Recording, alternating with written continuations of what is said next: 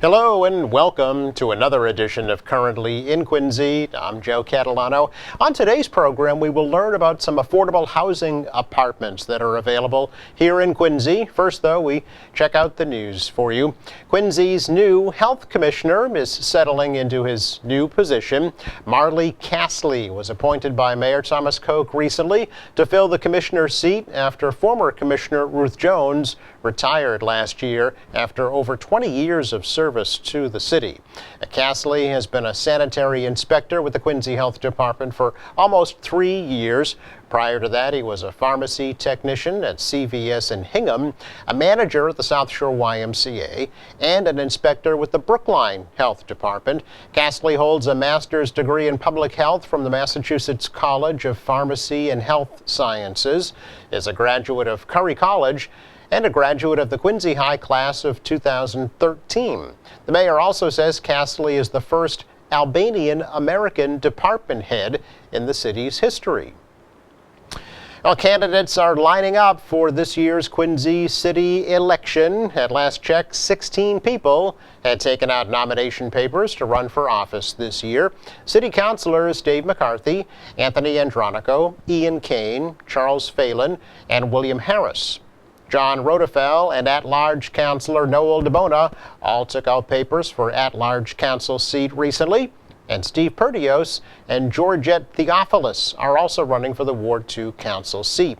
School committee incumbents Emily Lebo, Courtney Perdios, and Doug Gudrow have taken out nomination papers, along with John McDonald, Liz Speakman, Ellen Patterson O'Donnell, and Liberty Schaff.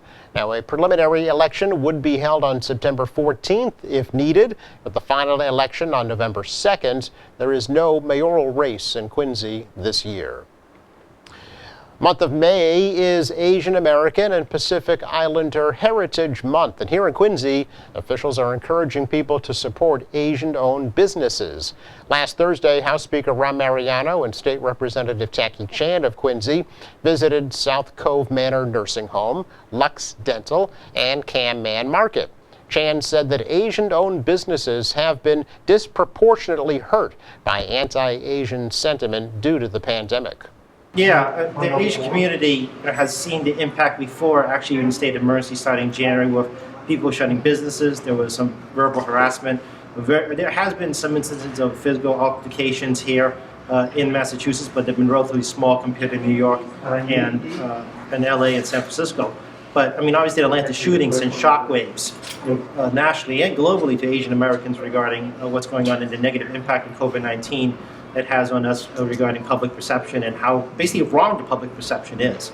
And businesses have, which is why we're doing a Shop AIP month, is that businesses here has actually taken the longest economic hit over the past 16 months. So, there's still a bit of fear out there. Last week, President Biden did sign a bill into law creating a new position in the Justice Department to expedite reviews of potential hate crimes. Norfolk County Sheriff's Office employees can now get a discount on classes at Quincy College. Sheriff Pat McDermott and College President Rick DeCristofaro recently signed an agreement providing the discounted classes and certificate programs. The new partnership follows in line with other partnerships between the college, the National Association of Government Employees, and the Boston Police Patrolmen's Association. It's all an effort to increase educational opportunities for employees of local and national unions and public safety agencies who employ first responders. 5-year-old Quinn Waters of Weymouth is almost cancer-free again. Doctors at Mass General Hospital said recently that one of 2 brain tumors is gone and the second one 95% gone. Quinn is completing a second round of radiation treatment after first beating cancer back in 2019 when he was just 3 years old. Quinn is the son of Quincy Police Officer Tara Waters, and come tomorrow and Wednesday, the Children's Hospital Bloodmobile will be at Quincy Police Headquarters from 9 a.m. to 3 p.m., holding blood drives in honor of Quinn. Quinn served as banner captain for last Wednesday's Boston Bruins double overtime win over the Washington Capitals at the TD Garden. Coming up, we will learn about an affordable housing lottery that's being held here in Quincy. That's next. The COVID-19 vaccine doesn't contain the virus, so you can't get COVID from the shot. You may experience things like muscle aches, fever, or tiredness, but these are most likely signs that your body is building immunity to protect against the virus. Learn more. Hi, we're the Quincy Fire Department, and keeping everyone safe in Quincy is our top priority. And that's why we're teaming up with the American Red Cross to help sound the alarm about home fire safety. Did you know that in a home fire you have just 2 minutes to safely escape?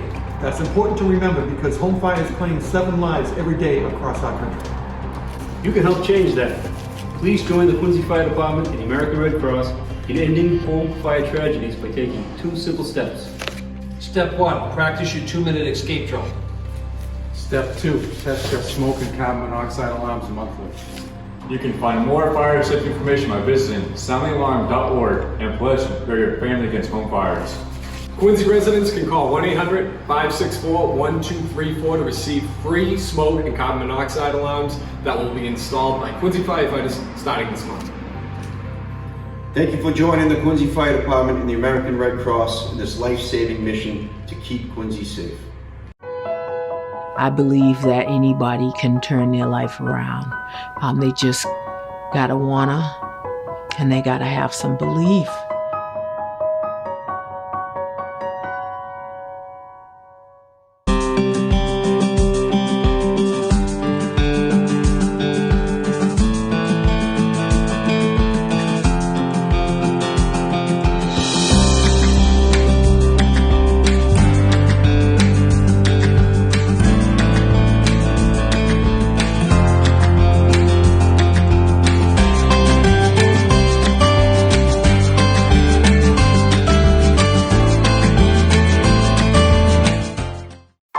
Hear someone go, "Didn't it come from you guys?" Strangers cough at me. Move away from me. Someone spit towards my direction. All the stereotypes that we've worked so hard to break are just going to be reversed. And I won't let that happen. We all have to play our part. I donate my plasma. I've been making masks. We deserve respect as much as everybody else. I'm a firefighter, not a virus. I'm a mask maker, not a virus. I'm a nurse. I'm a delivery woman, chef, a neighbor, artist. Bus driver. I'm a doctor. Fight the virus. Fight the virus. So happy to be welcoming to the program today David Cashman of SEB Housing to chat a little bit about an affordable housing lottery that is happening right here in the city of Quincy. So, Mr. Cashman, nice to virtually meet you. Thanks for spending some time with us. Thanks for having me. Appreciate it. Hi, you're very welcome. It's the first I'd heard, number one, of SEB Housing, and number two, of the Finn building in Quincy Center. So maybe we could start there and tell me a little bit about what SEB Housing is. Yeah, sure. We're an off-site affordable housing consultant. We get hired by developers and management teams across the state of Massachusetts that have projects with an affordable component. In many of the jobs that we're hired on, there is a mix of both market rate units. Typically, the market rate units are more predominant. There's usually about 75% of the building will be market rate. And then there'll be an affordable component. And we will help them with the programming for the affordable component because there are a lot of rules and regulations around qualifying applicants and examining their income and assets to determine program eligibility. And there are requirements around how the opportunity needs to be marketed, how you run a lottery, and how you basically get from marketing all the way up to tenants occupying units. And so we sort of help along the way. We also work on homeownership developments too. So we do a little bit of both. Okay. Now, are you a kind of affiliated with the state at all, or you're a private entity? Private entity. Okay. And how does a developer connect with SEB Housing? You know, how does that relationship happen? Yeah, I mean, we do marketing like most any other business, but I think the vast majority of our clients come to us through word of mouth. We have, I think, a good reputation in the state among people in the affordable housing arena who will recommend us to developers. Oftentimes you have developers who are new to this. They may have never done a project with an affordable component. They really don't sort of know how to go through that process or who they can have helped them. So we get a lot of nice referrals from towns or from the Department of Housing and Community Development, and other people involved in affordable housing. We also have a number of clients who have done many projects and who come back to us more than once. Okay.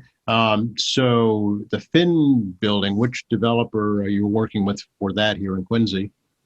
Yeah, that's Marcus Real Estate Management is the developer, or maybe it's Marcus Real Estate Investments is the developer, and Martin Real Estate Management is the management company. This is a new client for us, and we've been working with them for I think about a year now and helping them through the process. Okay, and this is 1431 Hancock Street, which is right in Quincy Center. Do you know, is it a new building or is it a renovation of an older existing building? This is a renovation, I'm quite sure, of an existing building. Okay, so how does the process work, David? What happens once a developer contacts you? There are, you have to put together what's called an affirmative fair housing marketing plan that describes in detail how you are going to market this opportunity, what the application and lottery process will look like, how you will screen applicants for eligibility, and you have to sort of spell out how you're going to move through the entire process. So we work with the developer. There's information that they need to provide to us, and then we sort of assemble the package for submission to both the city and the state for approval. Once you have that approval, you then have to, well, depending on when you get that approval relative to when the units are going to be ready, you're not allowed to start marketing the opportunity more than 6 months before when the units are ready. So we've actually had approval for some time, but we weren't sure if we were in that 6-month window. Once we then entered that 6-month window, we then coordinate with the development team on beginning the marketing period. The marketing period is really a marketing and application period. So it has to, by program rules, last for 60 days. So, and we'll post the ad on our website and a couple of other affordable housing websites. We'll place some newspaper ads. We will send flyers to a number of community contact groups in and around Quincy to try and spread the word. We invite them to spread the word. And then households who are interested need to submit an application during that 60-day window before the deadline. Applications here must be delivered by June 25th. As they come in, we'll process them, and we will communicate with the applicants about the status of their applications. And we will then let households know if they're eligible or if they may be ineligible for the program. Perhaps they make too much money, they're over the income limits, or if they're incomplete, if there's anything missing. And then ultimately, once the deadline passes and we've processed all the applications, that will be followed by a lottery. And we'll conduct a lottery with all of the eligible households. And the lottery is a little bit different than many lotteries, because oftentimes when you think of a lottery, you think of, like people will often ask, who gets picked? Will I get picked? And sort of who wins and who loses. These are a little bit different because everyone gets picked. Everyone who's eligible for the lottery will get their number picked. But what happens is you then have to arrange the numbers in a priority to create waiting lists. And the waiting list will be ordered in priority in terms of who's going to get to move forward first. So everyone's going to be on the waiting list, but they'll just be in different positions. And the position that a household has on the waiting list determines the order they get to move to the next step, which is to apply for a lease with the management team. So how does that position get determined?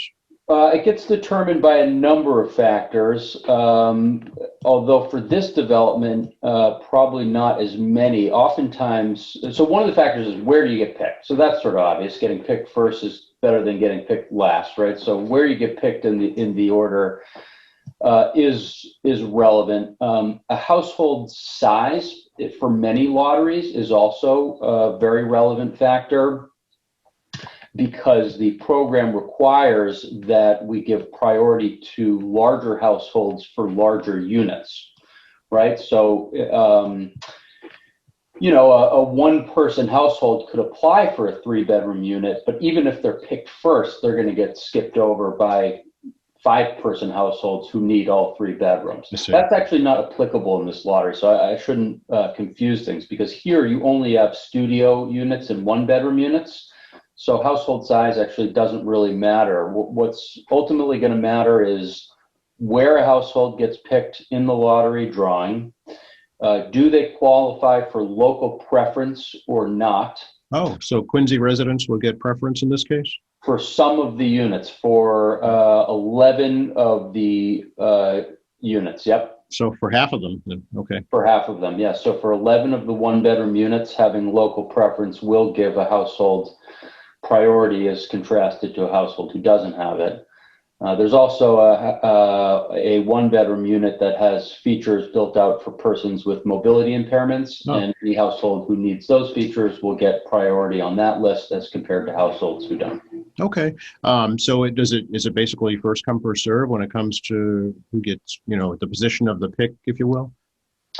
No, so it's every household. You mean in terms of moving forward after the lottery, or you mean creating the waiting list? Creating the waiting list, I should say. So the waiting list is created by the factors we talked about, right? So everyone gets picked in the lottery. Then we see, okay, for these 11 1-bedrooms, who has local preference? They're going to get a priority. The households who don't won't. On the disabled list, who needs those features, who doesn't. So we have to state it differently. When I do the lottery drawing and I'm picking the numbers, we don't know exactly who's going to be where for a number of reasons, because I don't know if you've applied for a studio unit. I don't know if you've applied for a 1-bedroom unit. I don't know if you've applied for both. I don't know if you have local preference. I don't know if you have mobility impairments and need those features. So we do the drawing, and then within a couple hours after the drawing, I will send around the waiting list, which will be ordered top to bottom. Here's where you are. You're number 5, you're number 8, you're number 15, right? Okay. And those waiting lists will then be used to determine the order moving forward, which is to apply for a lease. And the leasing office will use those waiting lists to determine how they're going to invite households. Okay, I get you. So it's not like a mad dash as long as you get your application in by the deadline. Yeah. Okay. Right. Okay, good to know. So as I mentioned, there are 22 different units available this time around. And what are the income eligibility guidelines? Yeah, so the income limits are based on the household size that's applying. Okay, so you could have a different income limit for 2 households who are both applying for a 1-bedroom. It doesn't depend, it's not tied to the bedroom size, it's tied to the number of people that are applying. Okay. For a household size of 1, it's a little over $70,000. For a household size of 2, it's a little over $80,000.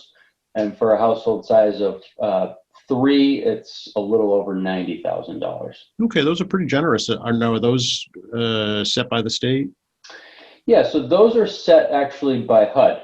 HUD okay. publishes these income limits every year in April, and these figures are based off of the HUD numbers from this past April of 2021. Okay. Now, tied to that, and I don't know if you were going to ask this question, but oftentimes rents are actually also based off of those income limits, with the idea that a household shouldn't be spending more than 30% of their income on rent. Right. Yeah. In this case, the rents are actually tied, I believe, to the 65% income limits. So what that means is that these rents are actually going to be lower,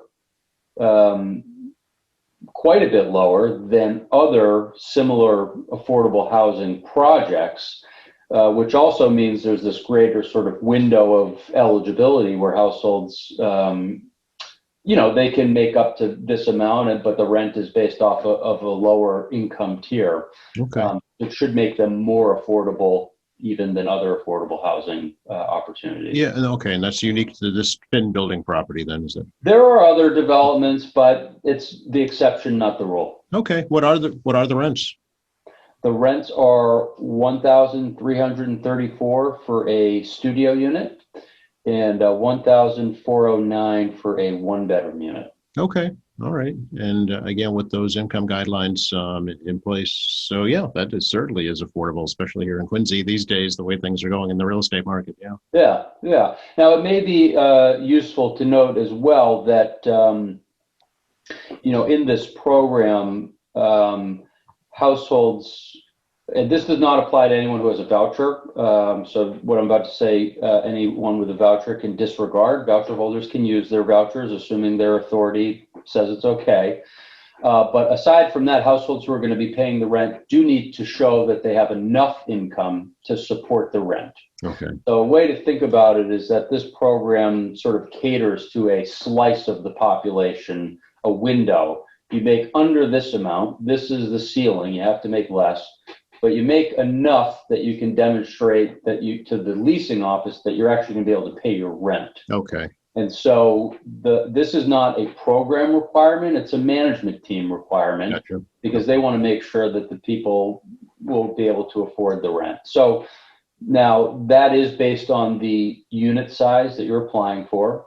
So for a studio unit, a household would have to show that they make about $48,000. That can include their assets, if they have assets they can draw down from. Or for a one bedroom, it's a little under $51,000. Okay. And how do they prove that? Just pay stub basically?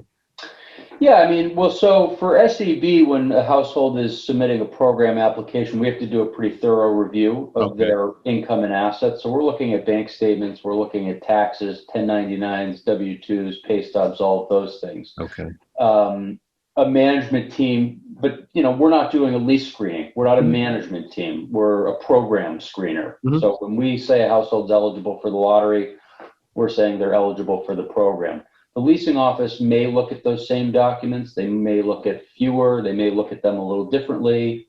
Perhaps they'll look at something we didn't ask for, but always a good distinction to keep in mind.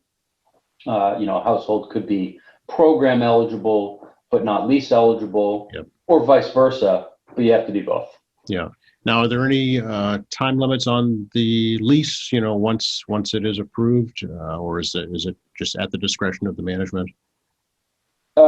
In terms of when a household has to move in, you mean? Correct, and how long they can stay there. Well, typically leases are a year. Yep. And then, I can't say exactly when the management team will expect approved lottery households to be able to move in. That's something a lottery household would have to speak to the management team about. And so in this program, leases have to be a minimum of a year. They could be longer. Okay. Usually they're a year, and then a household has to recertify or demonstrate each year, if they're going to sign a new lease, that they continue to be eligible for the program. Right. If their income changes, right? If their eligibility changes. Correct. Now, keep in mind the program builds in a buffer. So a recertifying household can make about $30,000 more than a brand new household and still be program eligible. Okay. The program doesn't want a household who initially qualifies, maybe gets a little bit of a bump or a raise at work, to then immediately get kicked out on year two. They want to build in a window there. Okay, some stability certainly, especially if it's a family. Right. Yeah. How are these apartments selected, David? How does the developer determine which ones are going to be affordable? Yeah, good question. Well, in this one, it's easy because they're all affordable. So there's no selecting that they have to do. That's not usually the case. In other developments, they usually have to put together a collection that's representative of the units in the building as a whole, that's equitable. The units have to be kind of on different floors in different parts of the building, et cetera. But none of that's applicable here because the only units are all affordable. Okay, it's the whole development essentially. The whole development. Okay, yep. Very, very good. And this is all mandated then by state law that you're adhering to, right? Yeah, the Department of Housing and Community Development puts out rules and regulations and standards that we have to follow in implementing the program. And Quincy also has, in the permitting, has some stipulations, some requirements that have to be followed as well. Okay. Is there any cost to apply for the applicant? No. Okay. I know there's going to be an informational session actually tonight, right? May 24th. And in the informational session, that's, we go over a number of the things that, you and I have gone over here, probably cover a little bit more detail. It's a good place for households to ask questions, but not the only place, and a lot of times, a household may not know exactly what their questions are until they've started to apply and they've started to dig in. And then, they can call us or email us, and that's what we're here for, to help with. Okay, it's a virtual session, we should mention, so folks can participate online. Correct. And then when is the lottery? The lottery is July 7th. Okay, very good. Anything else we should let folks know about right now, do you think? No, just that this is a great opportunity, I think. You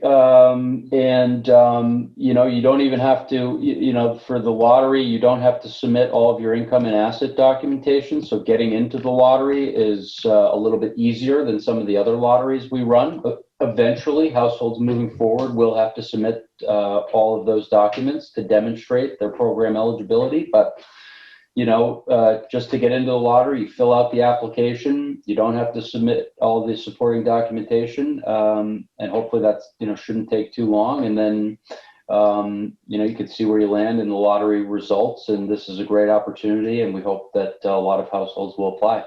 Yeah. Can you apply for more than one development? Do you know? You can, and many households do. Okay. Yeah. Trying to obviously get whatever one they can, right? Yeah, and that's they should, households shouldn't apply for any lottery that interests them, and we're not the only ones doing lotteries. There are other groups that do them as well. And if there's another property if they're interested in, they should, throw their hat in the ring for as many as they can. Sure. All right. Good phone number and website for folks, David, if they'd like to learn more. Yeah. So this is up on our website, www.sebhousing.com. You can also call us 617-782-6900 extension 1. Very good. Appreciate your time. Great to talk to you. You as well. Appreciate you having me on. So you're very welcome. Have a good day. You too. Take care. Yep.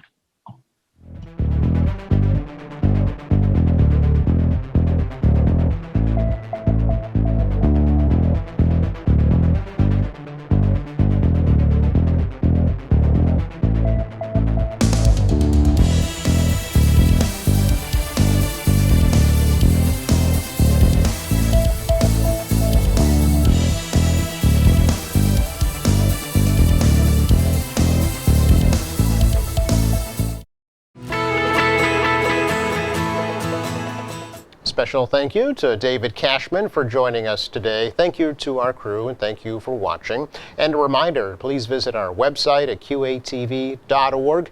You'll find our latest programs there, news and information, video on demand, live streaming, and more. For all of us here at Quincy Access Television, I'm Joe Catalano. Please stay safe.